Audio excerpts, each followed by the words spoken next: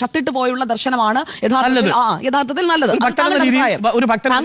വിശേഷിപ്പിക്കരുതേ, താങ്കൾ ഭക്തനെന്ന് വിശേഷിപ്പിക്കുക. താങ്കളുടെ ഭക്തിയുടെ അളവുകോൽ എന്താണെന്ന് എനിക്കറിയാം. താങ്കൾ ഞാൻ അളക്കാനൊന്നും സ്വാമി സച്ചിദാനന്ദൻ പറയും, ഞാൻ ഈ ഒരു വാചകം പറഞ്ഞപ്പോൾ പൊട്ടിത്തെറിക്കാൻ എന്താണ്? പൊട്ടിത്തെറിക്കുന്നതല്ല, നിങ്ങൾ പറഞ്ഞ അസംബന്ധമാണ്. എന്റെ ഭക്തി നിങ്ങൾക്ക് അളക്കാനുള്ള ഒരു അവകാശം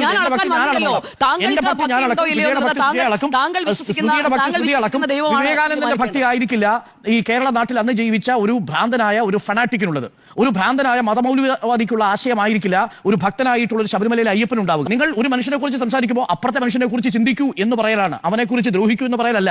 അതാണ് ഭക്തി, അതാണ് വിശ്വാസം. അത് തന്നെയാണ് ശ്രീനാരായണ ഗുരു പറഞ്ഞത്. ആ ശ്രീനാരായണ ഗുരുവിനെയാണ് സനാതന ധർമ്മത്തിലേക്ക് വിളക്കി ചേർക്കാൻ ശ്രമിക്കുന്നുവെന്ന് മുഖ്യമന്ത്രി പറഞ്ഞത്. അതാണ് KPCC പ്രസിഡന്റ് പറഞ്ഞത്. അതിനെയാണ് കേരളത്തിലെ സമൂഹം ഇന്ന് ചർച്ച ചെയ്യുന്നത്. അതാണ് വിഷയം.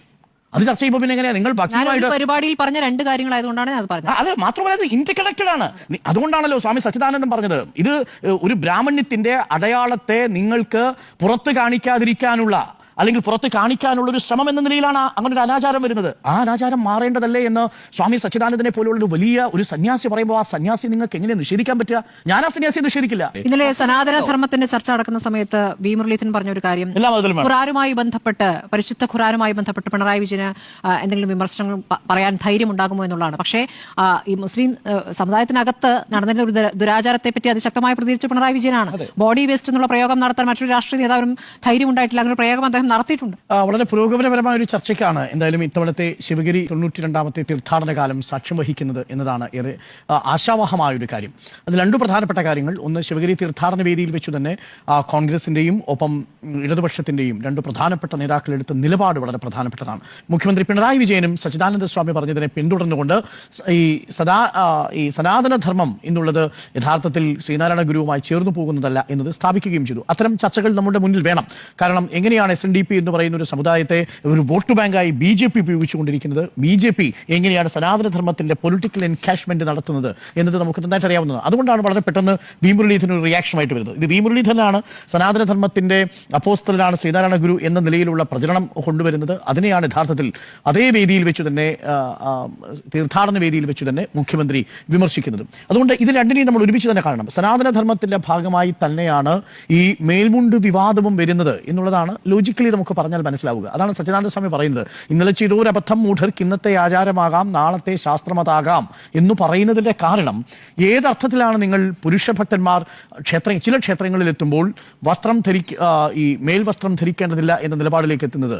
അതിനൊരൊറ്റ കാരണമല്ലേ ഉള്ളൂ എന്ന് അദ്ദേഹം ചോദിക്കുന്നു. വളരെ ലോജിക്കലായ ചോദ്യമാണ്. അതും ഒരു സന്യാസ ശ്രേഷ്ഠൻ ഇത്തരം ലോജിക്കലായ ചോദ്യങ്ങൾ ചോദിക്കുമ്പോൾ ഒരു പുരോഗമന സമൂഹം ആ ചോദ്യത്തെ പറ്റി ആലോചിക്കുകയാണ് വേണ്ടത്. എന്താണ് ആ ചോദ്യം ചോദിച്ചത്? എന്താണ് വസ്ത്രം മാറ്റിയാൽ കാണാൻ കഴിയുന്നത്? വസ്ത്രം മാറ്റിയാൽ ശരീരത്തിൽ ഒരൊറ്റ അടയാളമേ കാണാനുണ്ടായിരുന്നുള്ളൂ. അത് സാമൂഹികമായ ഒരു അടയാളമായിരുന്നു. അത് ജന്മം സിദ്ധമായിട്ട് കിട്ടുന്ന അടയാളവുമായിരുന്നില്ല. ആ സാമൂഹികമായ അടയാളം എന്ന് പറയുന്നത് പൂണൂലായിരുന്നു. അപ്പോൾ പൂണൂലുള്ള വ്യക്തിയെ കണ്ടാൽ തിരിച്ചറിയണം. അതിനുവേണ്ടി നിങ്ങൾ ഉടുപ്പ് ഊരിയണം, ബനിയന് മൂരണം എന്നാണ് പറഞ്ഞിരിക്കുന്നത്. ഷർട്ട് മാത്രമല്ല, ബനിയന് മൂരണം എന്നാണ് പറഞ്ഞിരിക്കുന്നത്. മറ്റൊരിടത്ത് എന്തുകൊണ്ടാണിതെന്ന് പറഞ്ഞപ്പോൾ ചില ചർച്ചകളിൽ പങ്കെടുത്തുകൊണ്ട് ചില ആളുകൾ പറഞ്ഞത് ചില ചക്രങ്ങൾ നെഞ്ചിനുള്ളിലുണ്ട്.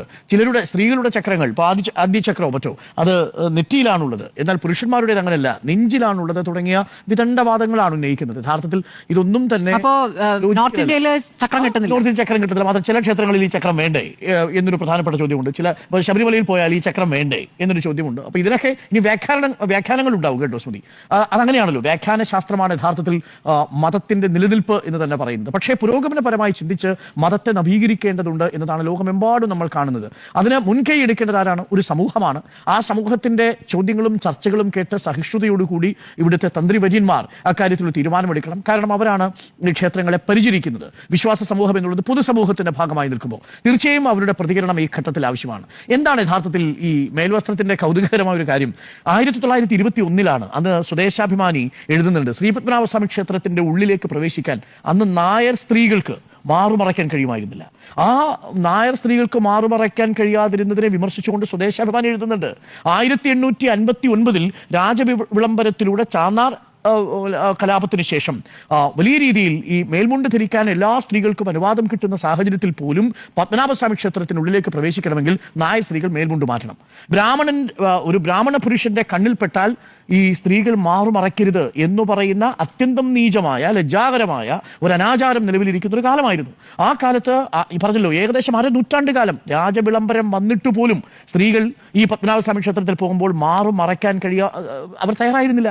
അവർ മറയ്ക്കാതിരുന്നു. കാര്യം അവർ വിശ്വസിച്ചിരുന്നത് ഇതൊരു വലിയ ആചാരമാണ്, അത് ദൈവകോപം ഉണ്ടാവും എന്നൊക്കെയാണ് അവരെ പറഞ്ഞ് വിശ്വസിപ്പിച്ചിരുന്നത്. പക്ഷെ പിന്നീട് സ്വദേശാഭിമാനി വളരെ വൃത്തിയായിട്ട് എഴുതുകയും അതുപോലെ ചർച്ച ചെയ്യുകയും ചെയ്തു. ഇതേപോലെ ഒരു ചർച്ച ആ ഘട്ടത്തിലും ഉണ്ടായിരുന്നു. ആ ചർച്ചയുടെ ഭാഗമായി അവിടുത്തെ ഉൽപ്പതിഷ്ണുക്കളായ പുരോഗമനവാദികളായ സ്ത്രീകൾക്കും അതേപോലെ നായർ സമുദായത്തിലെ അംഗങ്ങൾക്കും ഒക്കെ തോന്നി ഇത് ശരിയാണല്ലോ, ഇത് ഈ ഞങ്ങൾ മാത്രം എന്തിനാണ് ഈ മറയ്ക്കാതിരിക്കുന്നത്.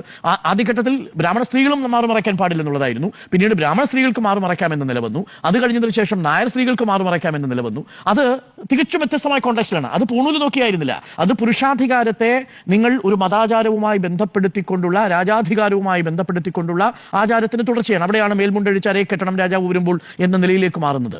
അവിടെ പുരുഷന്റെ ശരീരത്തിൽ ഈ പറയുന്ന നൂലുണ്ടോ എന്നുള്ളത് അന്വേഷിക്കുക, സ്ത്രീയുടെ ശരീരത്തെ ഒബ്ജക്ടിഫൈ ചെയ്യുക എന്നതായിരുന്നു അക്കാലഘട്ടത്തിൽ ഉണ്ടായിരുന്നത്. പക്ഷേ 1921 ശേഷം അത് മാറി. എല്ലാ നായർ സ്ത്രീകളും വളരെ വൃത്തിയായി മേൽമുണ്ട് ധരിച്ചുകൊണ്ട് വരാൻ തുടങ്ങി. പിന്നീട് ആളുകൾക്ക് മനസ്സിലായി സ്ത്രീ സങ്കല്പങ്ങളൊക്കെ മാറി. ആ കാലഘട്ടം എന്ന് പറയുന്നത് ലോകമെമ്പാടും ഫെമിനിസ്റ്റ് പ്രസ്ഥാനത്തിന്റെ ആദ്യഘട്ടം തുടങ്ങുന്ന സമയമാണ്. സ്ത്രീകൾ വിമോചിതരാവുന്ന ഒരു ഘട്ടമാണ്. അപ്പോൾ അത്തരം നടപടികളൊന്നും നടപ്പാവില്ല എന്ന് ബോധ്യപ്പെട്ടു. അങ്ങനെയാണെങ്കിൽ സ്ത്രീകൾ ക്ഷേത്രങ്ങളിലേക്ക് വരാതെയാകും എന്നുള്ള ഒരു നിലയിലേക്ക് കൂടി എത്തുമ്പോൾ സ്വാഭാവികമായും അതിന് മാറ്റം ഉണ്ടാകുന്നു. പക്ഷെ പുരുഷന്മാരുടെ കാര്യത്തിൽ ഇപ്പോഴും പല ക്ഷേത്രങ്ങളിലുമുണ്ട്. ഒരൊറ്റ കാരണമേ ഉള്ളൂ, ഇപ്പോഴും യഥാർത്ഥത്തിൽ എല്ലാ ജാതി വിഭാഗത്തിലും പെട്ടവർക്ക് ഈ ക്ഷേത്രങ്ങളിൽ പ്രവേശിക്കാമെന്നിരിക്കെ ആ ജാതിയുടെ അടയാളമായ പൂണൂലിനെ അടയാളപ്പെടുത്തുന്ന ഒരു ആചാരം ഇപ്പോൾ തുടരേണ്ടതുണ്ടോ? അത് കാലഹരണപ്പെട്ടു പോയി. അതൊരു സാമൂഹികമായ ദുരാചാരമായിരുന്നു. ആ ദുരാചാരം കാലഹരണപ്പെട്ടിട്ടും അതിൻ്റെ സ്മാരകശിലകൾ എന്ന നിലയിൽ ഈ ബനിയനും ഷർട്ടും നിൽക്കുന്നു എന്നുള്ളത് അത്യന്തം അപലപനീയമായ ഒന്നാണ്. അതാണ് യഥാർത്ഥത്തിൽ സ്വാമി സച്ചിദാനന്ദൻ പറഞ്ഞത്. അപ്പോൾ സച്ചിദാനന്ദ സ്വാമി പറഞ്ഞതിന് ആ രീതിയിൽ വളരെ പുരോഗമനപരമായ ഒരു മൂല്യമുണ്ട് എന്നാണ് ഞാൻ മനസ്സിലാക്കുന്നത്. ഇനി ഒരു കാര്യം ഞാൻ ചോദിച്ചോട്ടെ, ഈ ഷർട്ടും ബനിയനും ഒക്കെ എപ്പോഴാണ് വന്നത്? തന്ത്രവിധിയൊക്കെ വരുന്ന കാലഘട്ടത്തിൽ ടെക്സ്റ്റൈൽ ഇൻഡസ്ട്രി ഉണ്ടോ നമ്മുടെ നാട്ടിൽ? ബനിയൻ ക്ലോത്ത് ഉൽപ്പാദിപ്പിക്കുന്നത് തന്നെ 18ാം നൂറ്റാണ്ടിലാണെന്നാണ് എൻ്റെ വിശ്വാസം. തന്ത്രവിധി ഇതൊക്കെ വരുന്നത് അതിന് മുമ്പല്ലേ?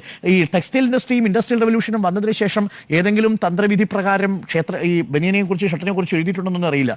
ലുങ്കിയെക്കുറിച്ച് ചില അമ്പലത്തിൽ എഴുതി വെച്ചിട്ടുണ്ട് കേട്ടോ. അതായത് ലുങ്കി ഉടുത്ത് വരാൻ പാടില്ല. ലുങ്കി എന്താ ഉണ്ടാവുന്നത്? ആദ്യം ഉണ്ടാവുന്നത് വെള്ളം കൊണ്ടാണല്ലോ, അതിനുശേഷമാണ് ലുങ്കി ഉണ്ടാവുന്നത്. ലുങ്കി എന്തുകൊണ്ടാണ് നിഷേധിക്കപ്പെട്ടിരിക്കുന്നത്? ലുങ്കി ഈ പ്രമാണിമാർ ഉടുക്കുന്ന ഒന്നല്ലെന്നും അത് ഈ കീഴാള വിഭാഗത്തിന്റെ വസ്ത്രമാണെന്നും ഒക്കെ ഒരു തെറ്റിദ്ധാരണയുണ്ട്. ആ തെറ്റിദ്ധാരണയുടെ പുറത്താണ് അങ്ങനെ ഒരു സങ്കല്പം ഉണ്ടാവുന്നത്. അപ്പോൾ ടെക്സ്റ്റൈൽ ഇൻഡസ്ട്രി വരുന്നത് തന്നെ 18ാം നൂറ്റാണ്ടിലാണ്. ടെക്സ്റ്റൈൽ ഇൻഡസ്ട്രിക്ക് മുമ്പ് തന്നെ വന്നിരിക്കുന്ന തന്ത്രവിധി ശാസ്ത്രങ്ങളിൽ ഒന്നും തന്നെ ഈ പറയുന്ന ആചാരത്തെക്കുറിച്ച് പരാമർശിച്ചിരിക്കാനിടയില്ല. അങ്ങനെ ഉണ്ടെങ്കിൽ പോലും അത് ബ്രാഹ്മണന്റെ പൂണൂലുമായി ബന്ധപ്പെട്ട് അത് മറക്കത്തക്ക രീതിയിൽ ഒന്നും നിങ്ങളുടെ ശരീരത്തിടാൻ പാടില്ല എന്നതായിരിക്കും ഒരുപക്ഷെ ഉണ്ടാവുക. അതുകൊണ്ട് അത് തീർച്ചയായിട്ടും കാലഹരണപ്പെട്ട ആശയമായിട്ട് തന്നെയാണ് നമ്മൾ മനസ്സിലാക്കുന്നത്. മാത്രവുമല്ല, ഒന്ന് ആലോചിച്ച് നോക്കിയേ, മണിക്കൂറുകളോളം ഒരു അമ്പലത്തിന്റെ പുറത്ത് ക്യൂ നിന്നിട്ട് വിയർത്തൊലിച്ച് ഈ ചൂടത്ത് ആ ക്ഷേത്രത്തിനുള്ളിലേക്ക് പോകുമ്പോൾ വളരെ മാന്യമായി വൃത്തിയായി വസ്ത്രമൊക്കെ ധരിച്ച് ക്ഷേത്രത്തിലേക്ക് പോകുന്ന ആളുകളെ അത് അലോസരപ്പെടുത്തും. അത് 2 വരികളാണ്, ചില ക്ഷേത്രങ്ങളിൽ 1 വരിയാണ്. പുരുഷനും സ്ത്രീയും ഒരേപോലെയാണ് പോകുന്നത്. അപ്പോൾ പല സ്ത്രീകളും തന്നെ പറയുന്നുണ്ട്, ഈ വിയർത്തൊട്ടി വരുന്ന ഭക്തരുടെ ശരീരത്തിലേക്ക് പോകുന്ന സമയത്ത് മണിക്കൂറുകളോളം ക്യൂ നിൽക്കുന്ന സമയത്ത് അവർക്ക് ദർശനമൊന്നും കിട്ടിയാൽ മതി എന്നതുകൊണ്ട് കാത്തു നിൽക്കുന്നവരാണ്. അങ്ങനെ മണിക്കൂറുകളോളം കാത്തു നിൽക്കുന്നവരെ സംബന്ധിച്ചും അത് വലിയ ബുദ്ധിമുട്ടുണ്ടാക്കുന്ന ഒന്നാണ്. അപ്പോൾ ഹൈജീനിലെ ഒരു പ്രശ്നമുണ്ട്. പിന്നെ രണ്ടാമത്തെ ഒരു പ്രധാനപ്പെട്ട പ്രശ്നം, അത് ആചാരപരമായി ഇപ്പോൾ ഒരു തന്ത്രവിദ്യയിലും അത് പറയുന്നില്ല എന്നാണ് ഞാൻ മനസ്സിലാക്കുന്നത്. തെറ്റുണ്ടെങ്കിൽ പ്രേക്ഷകർക്ക് തിരുത്താം. അങ്ങനെ ഉണ്ടെങ്കിൽ പോലും അത് അടയാളപ്പെടുത്തിയിരുന്നത് ഈ ചക്രങ്ങളെയല്ല, പകരം അതൊരു സാമൂഹിക വ്യവസ്ഥയെ ഊട്ടിയുറപ്പിക്കാനുള്ള ആശയമായിരുന്നു. അതൊക്കെ എടുത്ത് മാറ്റുക, കൂടുതൽ വിശ്വാസികൾക്ക് ക്ഷേത്രങ്ങളിൽ എത്താനുള്ള ഒരു സാഹചര്യം ഉണ്ടാവുക. വ്യക്തിപരമായി പറഞ്ഞാൽ ഈ പല ക്ഷേത്രങ്ങളിലും ഈ വസ്ത്രം ഉടുപ്പും ബനിയനും മാറ്റണം എന്നുള്ളത് കൊണ്ട് തന്നെ പോകാതിരിക്കുന്ന ഒരുപാട് പേരെ എനിക്കറിയാം. ഒരാളാണ് ഞാനും. അങ്ങനെ പോകാതിരിക്കുന്നത് കാര്യം അതിന്റെ ഒരു ആവശ്യമില്ല. കാരണം നിങ്ങൾ അവിടെ വസ്ത്രവും ഇതൊക്കെ മാറ്റിയതിനു ശേഷം നിങ്ങൾ പോയി നിങ്ങളുടെ ഐഡന്റിറ്റി റിവീൽ ചെയ്യാൻ നിൽക്കുമ്പോൾ നിങ്ങൾ ഈ അന്തസ് എന്ന് പറയുന്നത് ചോദ്യം ചെയ്യപ്പെടുന്ന ഒരു സാഹചര്യം ഉണ്ടാവും. അതുണ്ടാവാൻ പാടില്ല. ദൈവത്തിന് മുന്നിൽ നമ്മളെല്ലാവരും തുല്യരാണല്ലോ. അങ്ങനെ ഒരു ആശയമാണല്ലോ അംബേദ്കർ അടക്കം മുന്നോട്ട് വെച്ചിരിക്കുന്നത്. അപ്പോൾ അതുകൊണ്ട് തീർച്ചയായിട്ടും സനാതനവുമായിട്ടൊക്കെ ബന്ധപ്പെട്ടുകൊണ്ടുള്ള ഒരു ദുരാചാരമായിട്ടാണ് അതിനെ കണക്കാക്കുന്നത്. വലിയ ചർച്ചകൾ ആവശ്യമാണ്. അത് എന്തായാലും തിരുവിതാംകൂർ ദേവസ്വം ബോർഡ് ചർച്ച ചെയ്യാൻ തീരുമാനിച്ചിരിക്കുന്നു. നല്ല കാര്യം. പക്ഷേ അതിൽ തന്ത്രിമാരെ കൂടെ ചർച്ചയിൽ കാര്യം ഭക്തരുടെ ഭാഗത്ത് നിന്ന് നോക്കിക്കഴിഞ്ഞാൽ സ്ത്രീകളുടെ നിങ്ങൾ 10 പേരോട് ചോദിച്ചു നോക്കൂ, അപ്പോൾ നിങ്ങൾ പുരുഷന്മാർ ഷർട്ടിട്ട് കയറുന്നതാണോ ഷർട്ടിടാതെ കയറുന്നതാണോ നല്ലത് എന്ന് പറഞ്ഞാൽ സ്ത്രീകൾ പറയും ഉറപ്പായിട്ടും ഷർട്ടിട്ട് കയറുന്നതാണ് നല്ലത് എന്ന് സ്ത്രീകളടക്കമുള്ളവർ പറയും. പുരുഷന്മാർ തന്നെ പറയും. ഇത് കേട്ടുകൊണ്ടിരിക്കുന്ന ഭക്തരും പറയുമെന്നാണ് എൻ്റെ വിശ്വാസം. പ്രത്യേകിച്ച് സ്ത്രീകൾ ശരീരം മറച്ചു വരികയും പുരുഷൻ ശരീരം മറയ്ക്കാതെ പോവുകയും ചെയ്തതുകൊണ്ട് 2 പ്രത്യേക ഊർജ്ജം 2 പ്രത്യേക തരത്തിൽ നിങ്ങളുടെ ശരീരത്തിൽ ബാധിക്കും എന്നൊക്കെ പറയുന്നത് അത്യന്തം പരിഹാസപരമായിട്ടാണ് നമുക്ക് തോന്നുക. എല്ലായിടങ്ങളിലും പുരോഗമനം ശബരിമലയിൽ പോകുന്ന സമയത്ത് എനിക്ക് വളരെ താല്പര്യമുള്ള ഒരു ക്ഷേത്രമാണ് ശബരിമല. അവിടെ ദർശനത്തിന് പോകുന്ന സമയത്ത് ട്രൗസർ ഇട്ട് വരുന്ന അയ്യപ്പന്മാരെ കണ്ടൂടെ? അവിടെ എന്താ പ്രശ്നം? അവിടെ ഈ ചക്രം പ്രവർത്തിക്കുന്നില്ലേ? അവിടെ നിങ്ങൾക്ക് ക്ഷേത്രത്തിലേക്ക് വരുമ്പോൾ വസ്ത്രങ്ങൾ അണിഞ്ഞു വരുന്ന കറുപ്പ് വസ്ത്രവും ഇഷ്ടമുള്ള വസ്ത്രവും, കറുപ്പ് വസ്ത്രമാണ് കൂടുതൽ ധരിക്കുന്നതെങ്കിൽ ഏത് വസ്ത്രവും ധരിച്ച് അവിടെ വരാം. പോലീസുകാരെ നിൽക്കുന്ന മറ്റൊരു വേഷത്തിലാണ്.